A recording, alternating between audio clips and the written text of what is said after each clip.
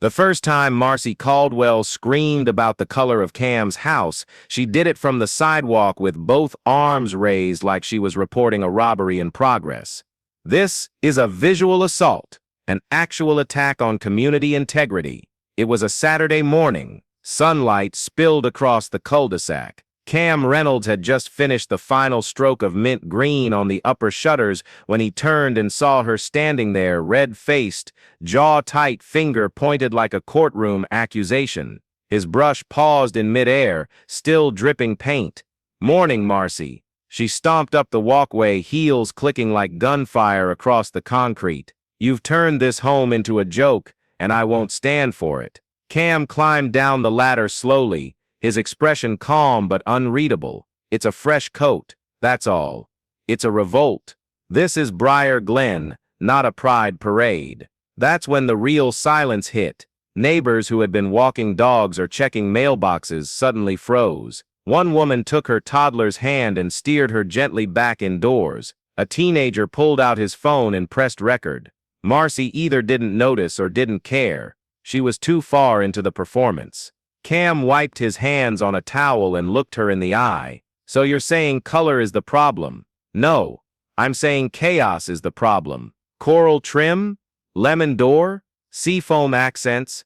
You've turned this house into a paint factory. It's a home. It's a statement."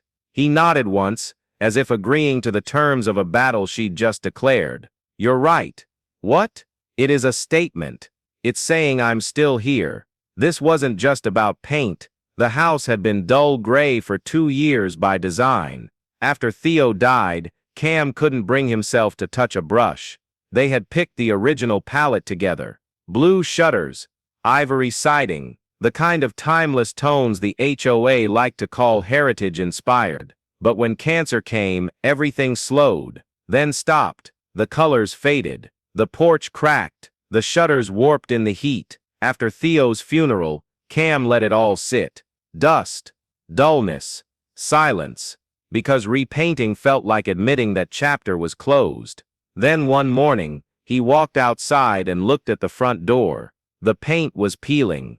The threshold was splintered. The house looked abandoned, even though he lived in it. So he went to the hardware store, and instead of choosing from the HOA's pre-approved samples, shades of beige, eggshell, and gray with names like Morning Fog, he picked every color that reminded him of life with Theo. The color of their favorite coffee mugs.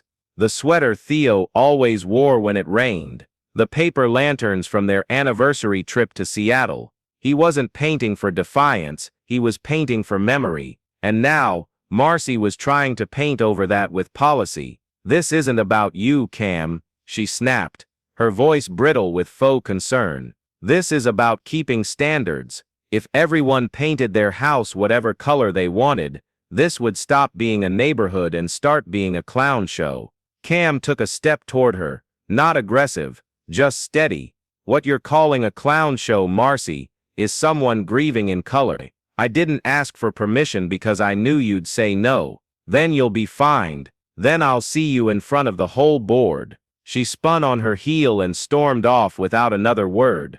Cam didn't follow. He just looked up at the wall, seafoam green catching the light, framed by sunlight and dust, and smiled. Because he wasn't finished, not by a long shot. Cam didn't pick up a paintbrush the next morning, not because he had changed his mind, but because now, he needed a plan. Marcy Caldwell had made herself perfectly clear on the sidewalk, and she wouldn't stop at threats. She had power, paper, and plenty of people too afraid to challenge her. But what she didn't have was the one thing Cam had spent years working with as a graphic designer: details. And in Briar Glen, the details lived in the fine print. That night, Cam printed the full HOA charter, not the summary pamphlet they hand out at move-in with polite italics and watercolor trees. He found the actual filing with the city, a scanned copy from the community incorporation paperwork, including every amendment,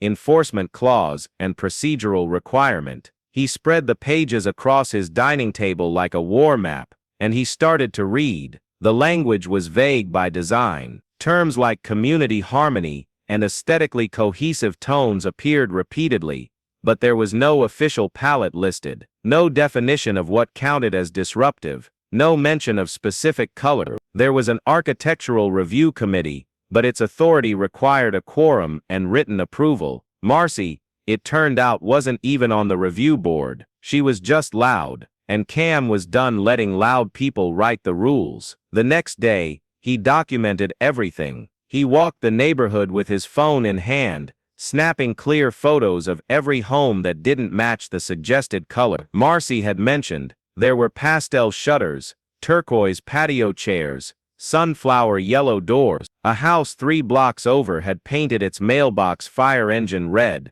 and nobody had said a word. Cam wasn't gathering evidence to call anyone out. He was building proof that color wasn't the problem. His color was the problem, and that meant this wasn't about policy. It was about selective enforcement. He filed a written request with the HOA board, bypassing Marcy entirely. He addressed it to the architectural committee, as outlined in the charter, and asked for a written explanation of which rule, specifically, his home violated. He asked for citations, for timestamps, for precedent. The charter required a response within 10 business days. He printed the email and taped it to his front window, right next to a fresh coat of periwinkle. By the time Marcy came back to take photos from across the street, it was the first thing she saw. Cam didn't stop there.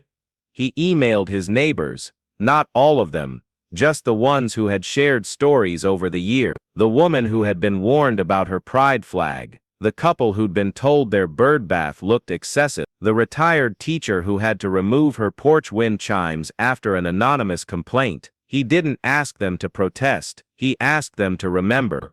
And he offered to help them document everything. A week later, he hosted a meeting in his backyard. Not a rally, just a gathering. There was no agenda, no signs, no shouting. He laid out a binder filled with photos, citations, bylaws, and questions. Then he invited each of them to write their own version of what had happened, to them, to their home, to their space. Some brought printed warnings, others brought nothing but memory. Cam wrote it all down. He wasn't collecting complaints, he was building a paper trail. He repainted the steps that weekend, this time in soft lavender, with golden risers and pale blue trim. The paint shimmered slightly in the morning sun, catching the light like a stained glass window stretched across floorboards. Kids walking home from the park pointed it out and smiled. Teenagers slowed their bikes just long enough to look up from their phones. A woman pushing a stroller stopped to say, "It looks like spring." Cam thanked her without turning off his music. The house was beginning to feel like Theo again,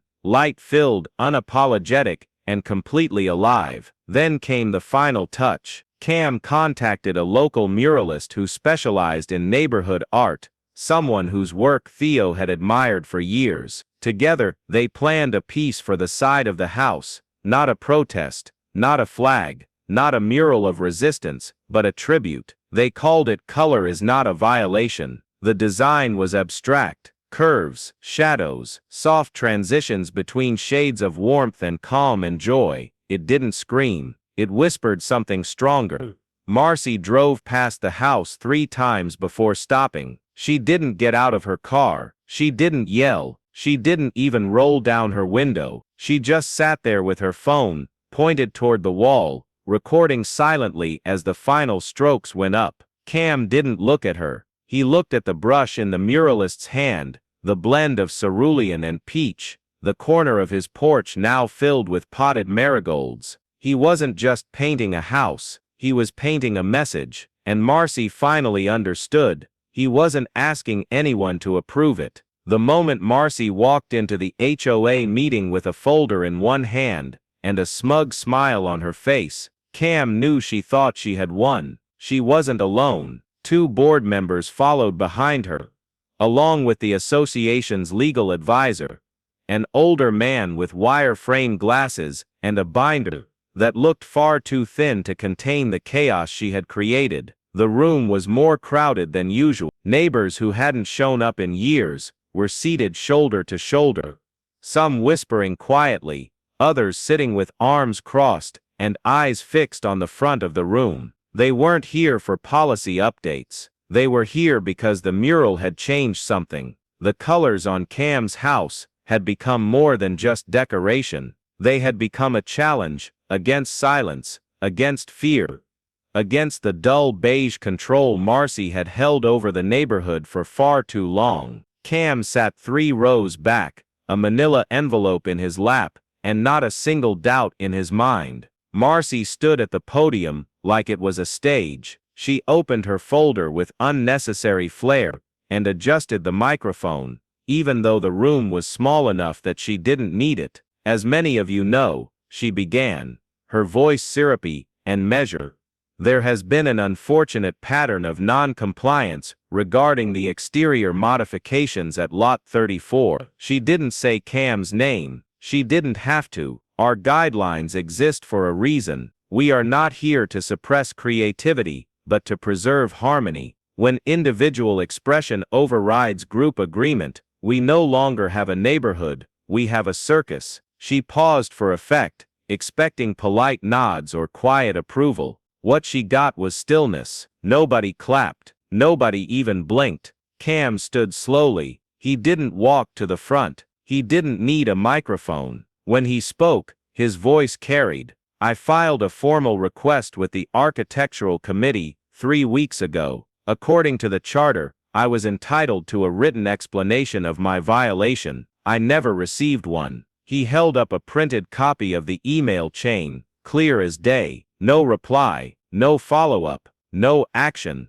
The only response I received was a warning taped to my door, unsigned and unauthorized. A murmur moved through the room, not loud, just enough for Marcy to shift slightly behind the podium. He took a step forward, still calm, still collected. In the last year, multiple homes in this community have been painted outside of the recommended palette. I've photographed and documented every one of them. He opened his envelope and held up a color chart. Homes with bright yellow shutters, navy doors, and even one with bubblegum pink patio chair.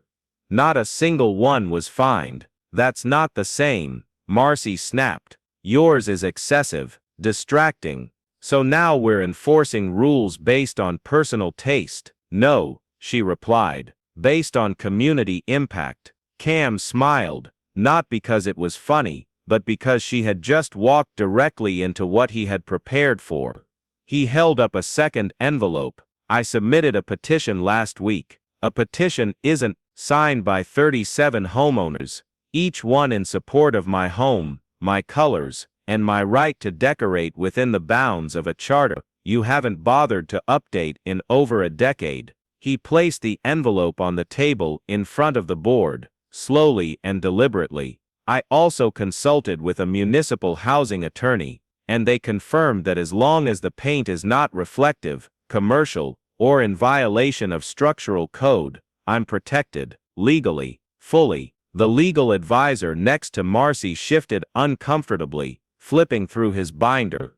He had nothing to counter that with. Cam took a breath and turned to the crowd. This isn't about paint. This is about power. This is about who gets to feel comfortable and who gets told they're too much for their own street. You're turning this into something political, Marcy said, trying to regain footing. No, I'm turning it into something human. He stepped away from the center, looking at the faces around him, faces that looked more awake, more alert, more free than he had ever seen at one of these meetings. My husband died in that house. We used to talk about repainting it when he got better.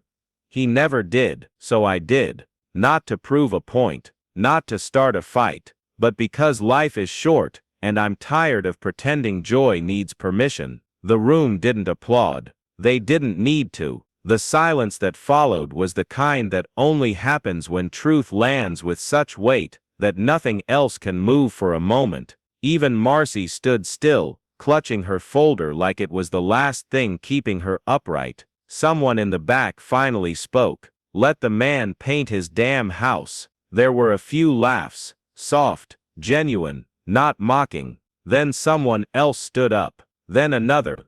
A ripple of agreement passed through the room, not as rebellion, but as release. This wasn't about siding or trim anymore.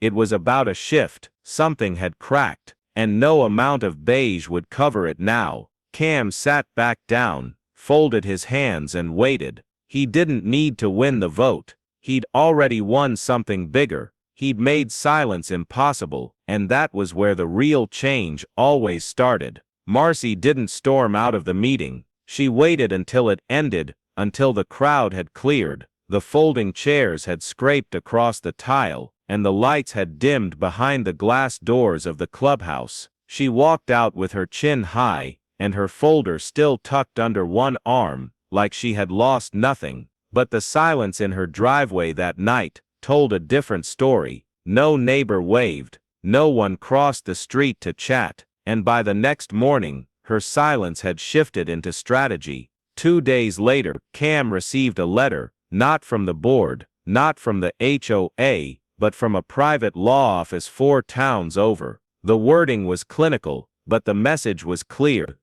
It has come to our attention that your recent modifications may constitute a violation of recorded community covenants. We advise that you halt all additional work and restore your home's appearance to a state that reflects approved community standards. There was no letterhead from the HOA, no contact from the board, just a signature from an associate no one had heard of, and a veiled threat that reeked of desperation. Cam read it twice, then he scanned it, highlighted the phrases, "may constitute," and "advised to halt," and sent it straight to his attorney. He didn't panic, because unlike Marcy, he knew the rules. 3 hours later, his lawyer replied with a single line, "empty threat, meant to rattle you. Do not respond." Cam didn't, but someone else did. That same afternoon, Paul Kinley, the HOA treasurer, called Cam from his personal number.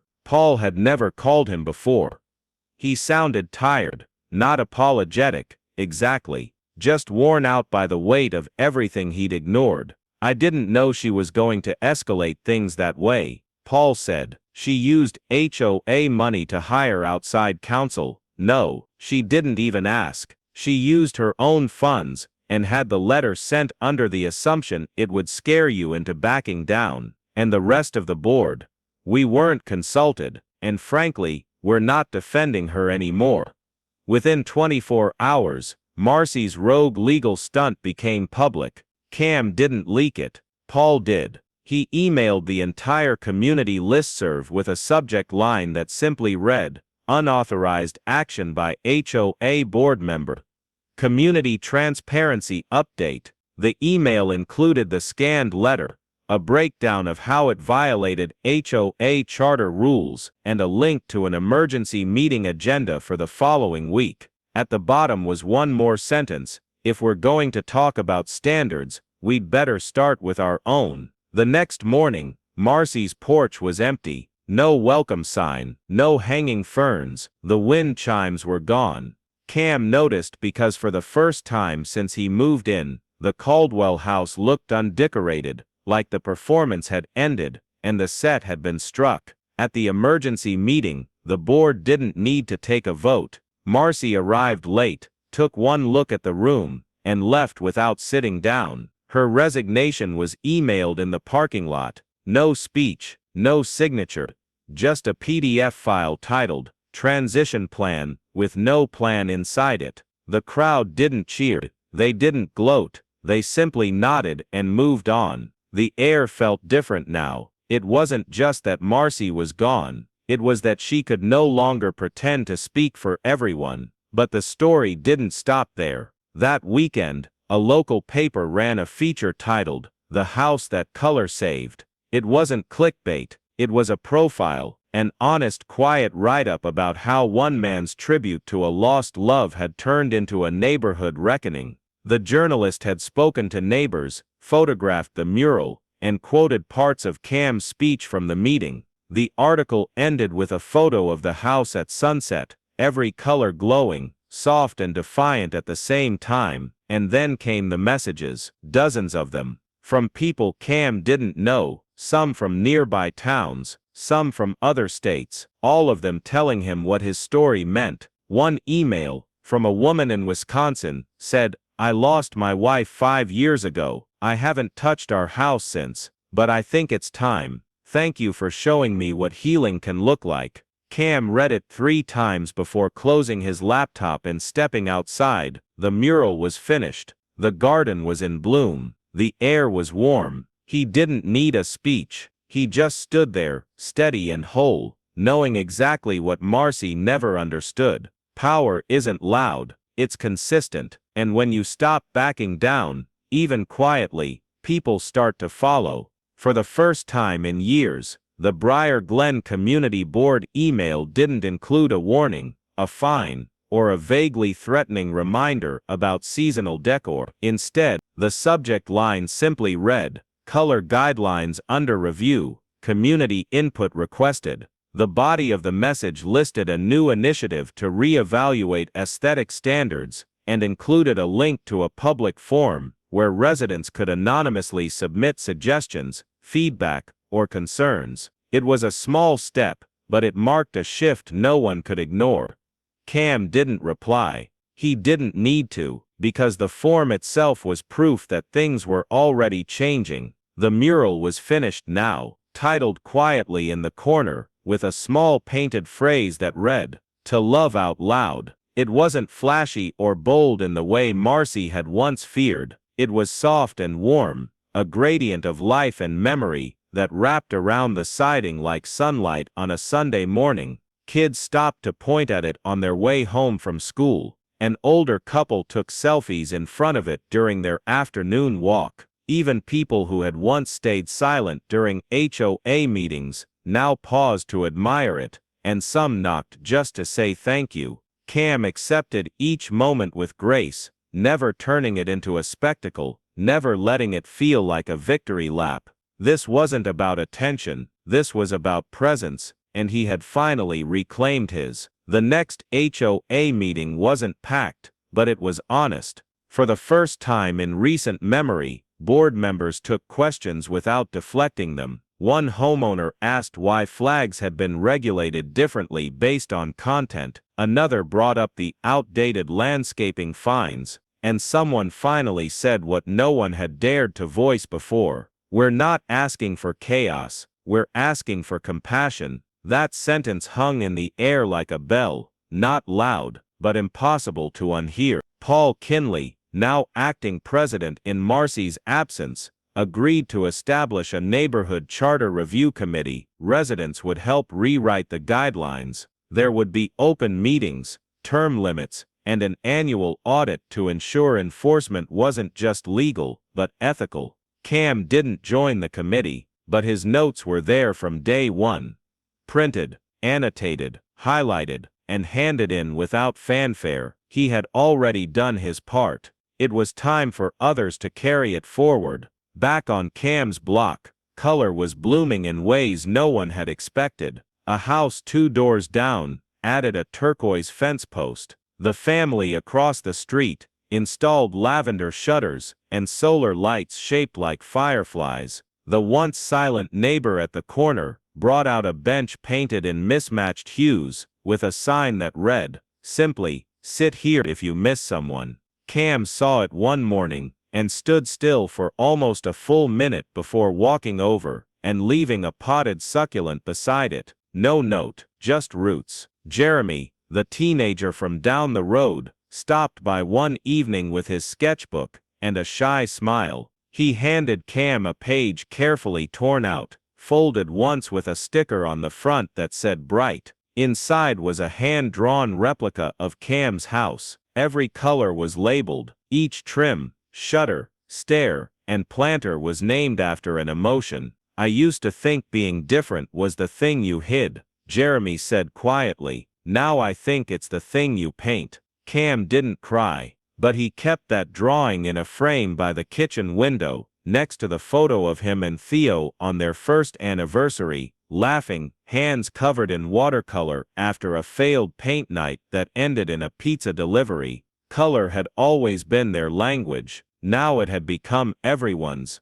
The official letter came 2 weeks later. Cam opened it on the porch. Inside was a one-page summary of findings from the HOA charter review. The language was simple, no flowery phrases, no legal fluff. Just this: the board recognizes that its previous handling of exterior design guidelines lacked transparency, consistency, and fairness. We apologize for any distress caused. We have voted to allow the mural at Lot 34 to remain permanently, with no further challenge or review. Cam folded the letter slowly. He didn't smile, he exhaled. And for the first time since the day Theo got sick, the air felt light again. That weekend, he invited the neighborhood kids to come help repaint the back fence, not for protest, not for symbolism, just to keep the joy going. They chose chalk paint, bright, messy, wonderful. By sunset it was a mural of its own stick figures,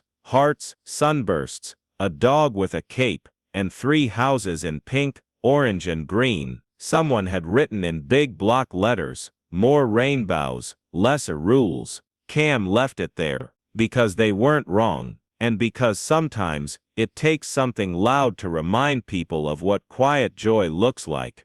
Cam didn't host a celebration when the mural was officially deemed permanent. There were no speeches, no banners, no champagne bottles being popped. The letter from the board lay quietly on his desk, tucked beneath a folded page from Jeremy's sketchbook and a stack of paint receipts he never bothered to organize. Victory wasn't something he felt. What he felt was presence, and for the first time in years that was enough. The house looked different now, but not because of the colors. It felt lived in. It felt honest. People slowed down to look, but not out of curiosity. They paused because something about the place made them feel safe, like the walls themselves had survived something, and were offering a soft kind of permission to the rest of the world. You can be bright here. You can be whole here. The muralist returned one final time to add a small hand-lettered message in the bottom corner of the wall. It wasn't signed, just 4 words: "Let it all grow." Cam ran his fingers over the letters before sealing them with clear coat. The phrase wasn't just for him anymore. It was for every neighbor who had stopped tiptoeing, every kid who had picked up a brush, every homeowner who looked at their beige trim and finally asked, "What if I did something different?" The new HOA board posted an updated guideline that spring. It didn't ban colors, it celebrated them. The language was rewritten, line by line, with input from residents, designers, and even a therapist who spoke about how visual spaces impact grief, memory, and emotional healing. Cam didn't attend the meeting where the new charter passed, but he did receive a copy in the mail, along with a thank you note from the new president. It was handwritten, short, but sincere. "You didn't just repaint a house, you helped rebuild a community. Thank you for not backing down." Jeremy came by that weekend with a friend. They stood in the front yard for a long time, talking about light and angles, about shading techniques and mural workshops. Cam offered them lemonade and didn't interrupt. At one point, the friend looked over at the house and said, "It's not loud, it's just alive." Cam couldn't have put it better himself. That evening he stood barefoot on the porch, hands in his pockets, watching the colors shift with the sunset. The sky had turned pale gold, brushing softly across the roofline and bleeding into the trim like watercolor on wet paper. He thought of Theo, not in a sharp way, not like grief used to arrive, sudden and breathless, like being pushed under. Now the memory felt quiet, gentle, present, but not painful. The house no longer felt like a monument to loss. It felt like a place that honored love without carrying the weight. The wind picked up slightly. The marigolds on the step brushed against the siding. Inside the lights were low. Outside the colors held, and everything was finally still.